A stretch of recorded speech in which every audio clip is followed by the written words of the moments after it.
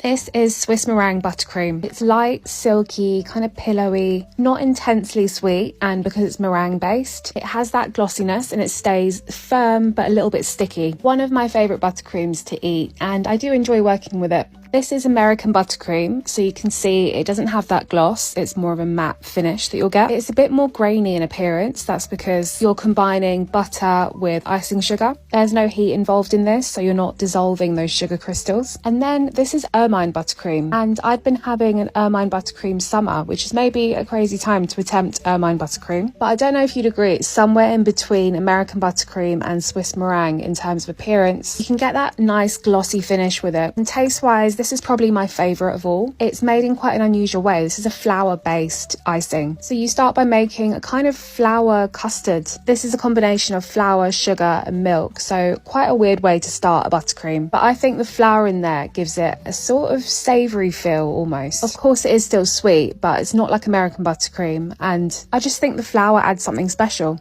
It also adds strength to the buttercream. And I think it's the lightest tasting and just has a really lovely, subtle flavour and is definitely not too sweet at all. And it feels like this shouldn't work, but you basically whip up your butter like you would a regular buttercream and then add this kind of roux, custard, whatever you want to call it, slowly into your whipped butter and it comes together so nicely. It's a bit more of a time-consuming process to make this one, definitely over American buttercream. But I feel like a batch of this goes a lot further than American buttercream does, as in it produces more volume with the butter that you use. The only thing with this is that, of course, because it's milk based, it has a much shorter shelf life, certainly than American buttercream would have. Like I said, American buttercream is just sugar and butter, so that's always going to be pretty stable and can last a long time. I particularly enjoy piping with Ermine buttercream like this. Like I said, you get a slight gloss, but it also gives you those nice sharp edges that you get with Swiss meringue buttercream. I'd say it's cheaper to make than Swiss meringue buttercream, and personally I prefer the flavour. So that was a little comparison of 3 types of buttercream. Tell me if you've tried Ermine and what you think, process wise and flavour wise. One of the downsides I'd say about it is it's harder to sort of revive it if it's been in the fridge. So with Swiss or American buttercream, you can just slightly heat them up or allow them to come to room temperature and they'll come back together after being chilled, whereas Ermine is a lot trickier to get back to a nice smooth buttercream once it's been chilled. Tell me all your thoughts and let me know if you have any questions.